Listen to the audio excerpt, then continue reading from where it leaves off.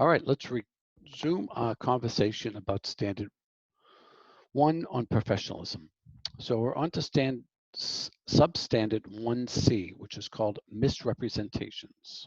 So the learning goals for this section are to understand the required conduct, be aware of potential ethical dilemmas, know how to respond, recognize the types and sources of misrepresentation, and understand plagiarism. So members and candidates should not knowingly make any misrepresentations related to investments analysis, recommendations, actions, or other professional activities. So a misrepresentation can be either is an intentional, either saying something that's not true or withholding information that is of significance. And things of significance are things that would influence the decision making of the stakeholder. So false statements, certainly, particularly if they're material in nature, or omissions of facts if they're material in nature. And materiality is an issue of would a person change his or her decision based on that information or lack thereof. It can come from a variety of sources and topics, and we also have to be concerned about plagiarism. So let's keep in mind that false statements harm investors. They destroy trust, which we talked about how important trust is. And they also have a larger implication for the market overall. They damage market integrity. So a misrepresentation means a statement or omission that is misleading. It's also material, right? So it doesn't mean that we tell everybody everything, but we do tell everybody everything that might influence their decisions. And knowingly, you knew or you should have known. Okay, so not simply to say, I didn't know. If it's something that you should have known and you didn't tell your client or other stakeholder, then you're going to be in violation of standard 1C. Also, omissions can be misleading, right? So it's not enough to say, hey, I never said anything. Well, if you know of something and you're not telling somebody who you've developed a trusting relationship with, then that can be a violation of standard 1C as well, right? Because we want to give transparency. We want to give full and fair disclosure so that people can make rational decisions about investments. Misrepresentations can be found in a variety of places. It can be written, right? It can be oral communication, electronic. You might post something on a web page or social media. So be careful of what you say and where you say it, particularly if it isn't fully representative of what you know. So common topics for potential misrepresentation. You might misstate your qualifications or credentials. You may not be honest about what services or capabilities you are able to provide or your firm's able to provide. Your performance record, right? We saw that in one of the case studies earlier, right? That we've omitted some results that may have lowered our performance record. Investment characteristics or guarantees. I want to stay away from guarantees. There's no guarantee about anything in the future. And your professional activities, CFA designation, right? You don't want to misstate those. And misrepresenting third-party materials is also part of this. So plagiarism, using material without acknowledgement. So I should acknowledge that the material I'm using here is directly from the CFA, right? So they're kind enough to provide this as a free resource, and I use it extensively to help you enhance your professional understanding of the topic and prepare for the CFA exam. And presenting other works as your own. So in this particular case, the code of ethics is not my work. These presentations are not my creation. These are all borrowed from the CFA, this institute. Employees can determine attributions for work done on behalf of the firm. So you can use it as long as you provide attribution that I've using the materials that has been provided by somebody else.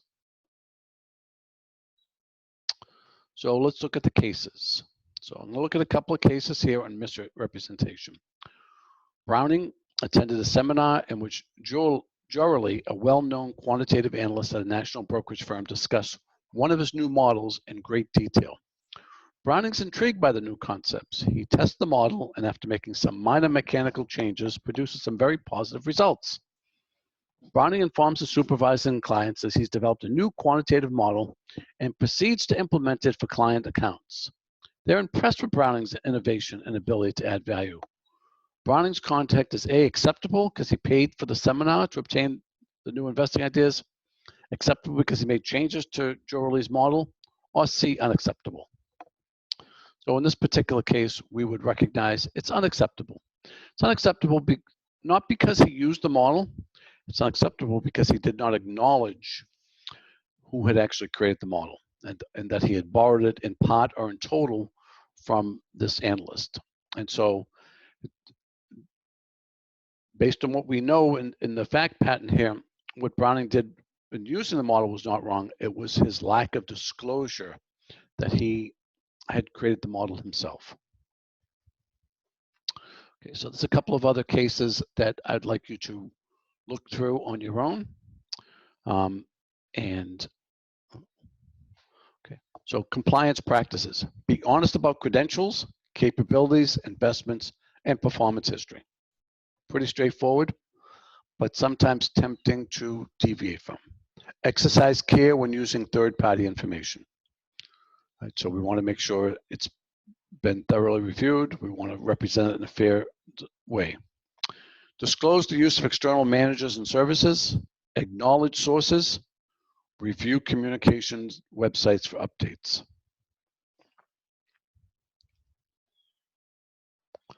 So, misrepresentations. Prohibits making any so standard 1C misrepresentations. Prohibits making any misrepresentations. Can either be an affirmative statement or an omission. It can be oral, written, or electronic. Avoid plagiarism. And acknowledge sources and reliance on third-party information.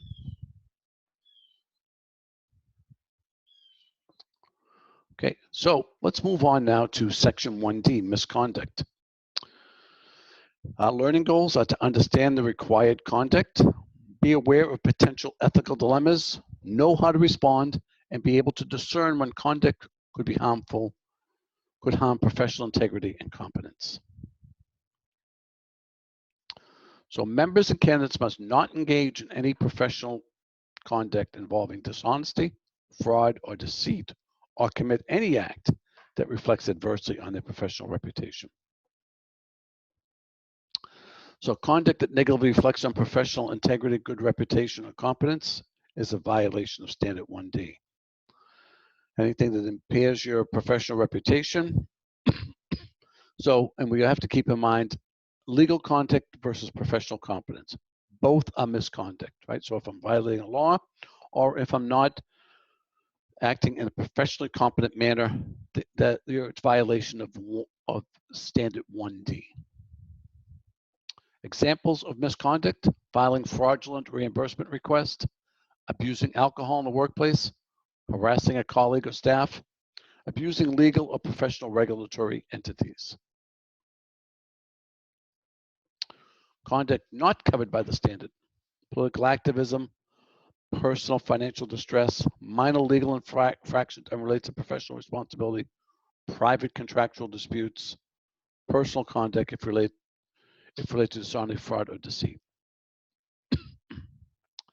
So here's a few cases to look through. So first one, Zasserman, a trust investment officer bank, enjoys lunching several days a week with friends and colleagues at a local country club. In and of itself, fine. Unfortunately, clients have observed him having numerous drinks. Back at work after lunch, he's clearly intoxicated. His colleagues make a point of handling any business with him in the morning because they do not trust his judgment after lunch. Zasserman's conduct, A, raises questions about his professional integrity and competence. B, is acceptable because it takes place on lunch break.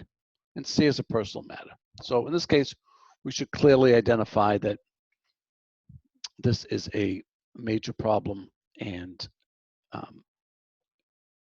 because it really gets to professional integrity and competence. So it's a clear violation of 1D. Okay, so we'll look at one more. Garcia manages an investment fund dedicated to socially responsible investing. She's also an environmental activist. As a result of her participation in nonviolent protests, Garcia has been arrested on numerous occasions for trespassing on the property of large petrochemical companies that is accused of damaging the environment. Garcia's conduct damages her professional reputation, does not rise to the level of professional misconduct, is related to her professional responsibilities. So in this particular case, you might be surprised to know that this would fall within outside the realm of standard 1D. Okay, so this is a not a violation of 1D. Okay, so let's look at the wrap up. And okay, so refrain from any conduct that calls into question your reputation for integrity and competence. Standard is not meant to address purely personal behavior.